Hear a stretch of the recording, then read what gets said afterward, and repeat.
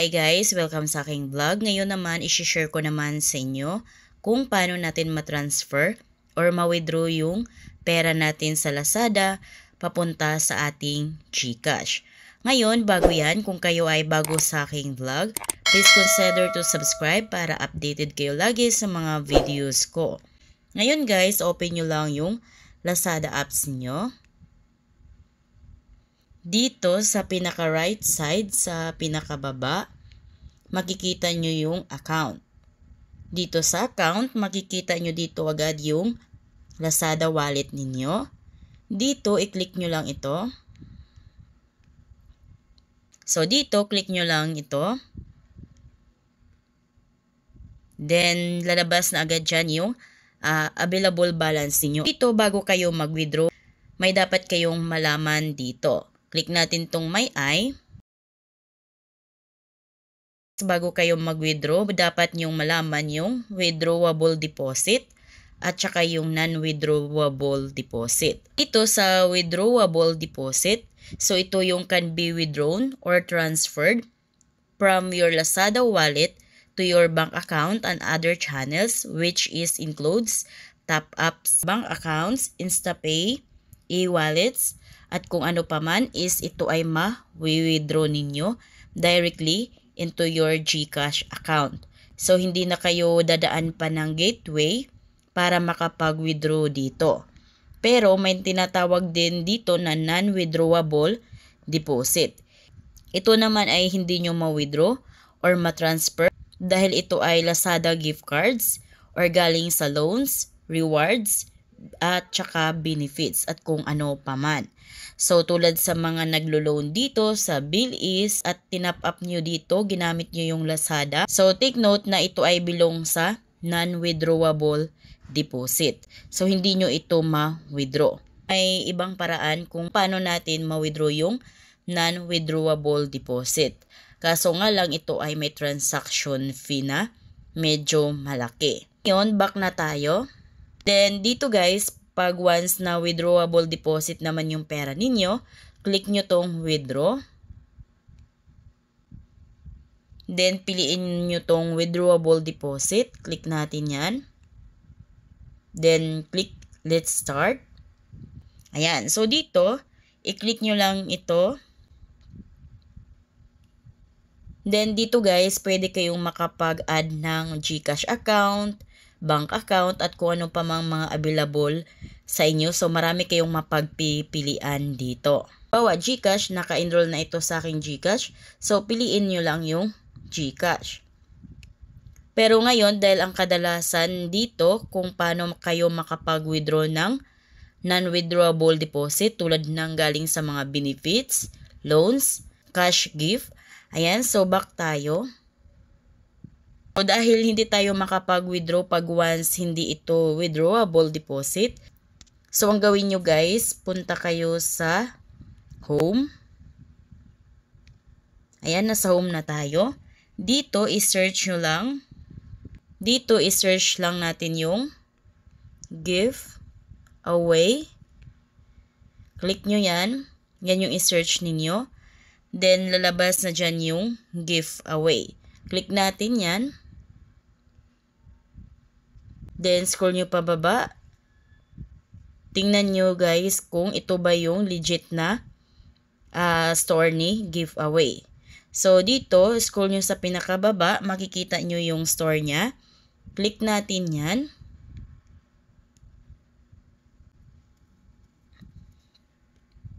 Then, click nyo tong sa left side.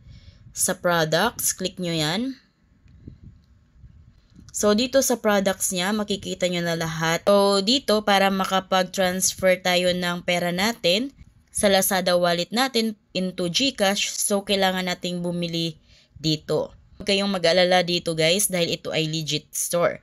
Meron silang 73,000 followers at meron silang 96% positive seller ratings. Dito, halimbawa yung i-transfer nyo sa GCash is 100 pesos. So, ito yung pipiliin ninyo.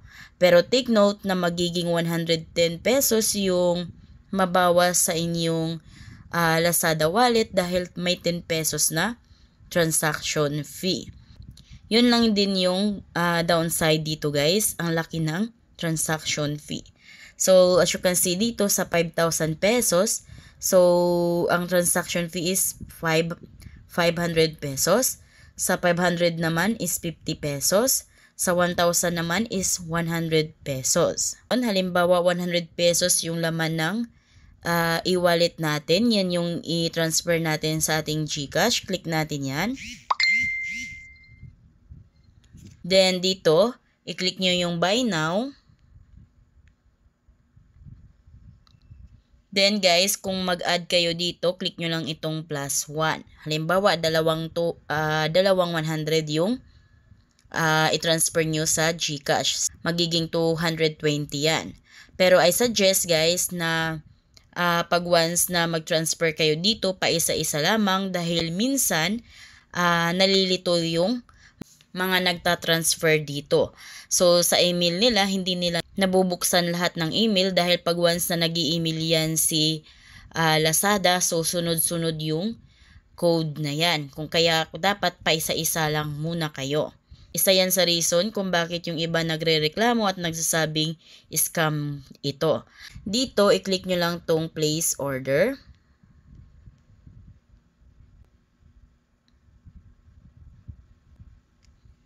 Ayan, then nakalagay is payment success. Click natin tong view order. Ayan, so ngayon hintayin natin yung email ni Lazada sa atin. So make it sure guys, double check, triple check nyo yung email ninyo kay Lazada kung yan ba yung email na nakalagay sa inyo. Yan ba yung email na updated sa inyong Gmail. Ngayon, hintayin natin yung email ni Lazada.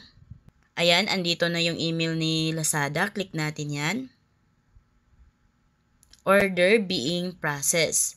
So, dito, hintayin pa natin yung isang email.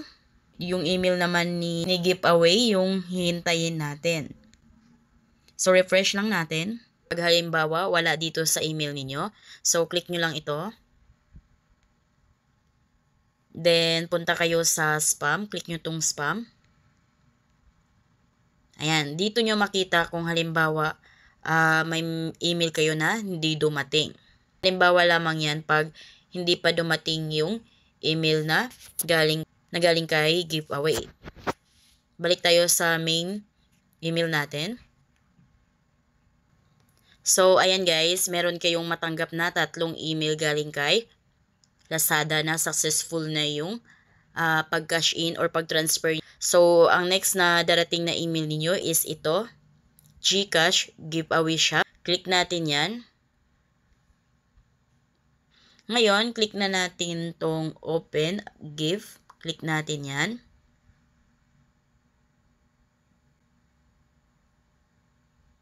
So, dito, enter nyo yung email na kung saan natanggap yung email na ito. So, yung Lazada email ninyo.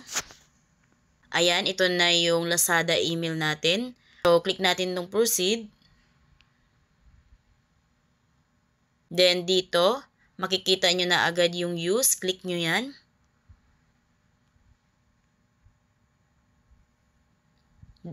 Ayan guys, dito na tayo sa redeem your GCash voucher. Ngayon, lagay nyo na dito yung GCash cellphone number ninyo. Dito, dapat match yung dalawa. Then, next is your contact email address. Dito sa my box, click nyo lang yan. Then, pag may check na, click nyo tong redeem. Then, dito guys, confirm your GCash details. So, double check nyo ulit yung details ng GCash account ninyo. Then, dito sa baba, makikita nyo yung we send a verification code sa inyong email address. So, ngayon, open natin yung email address natin. Verification code is 236541. Yan yung ilagay natin doon.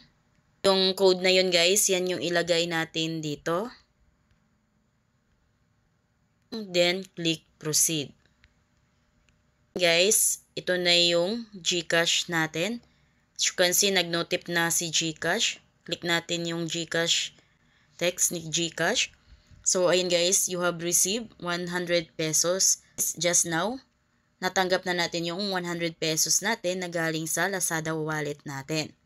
So, ganun lang guys kung paano kayo makapag-transfer ng pera ninyo sa Lazada wallet ninyo into your GCash account. So, kung kayo ay bago sa aking vlog, please consider to subscribe para updated kayo lagi sa mga videos ko. Thank you for watching!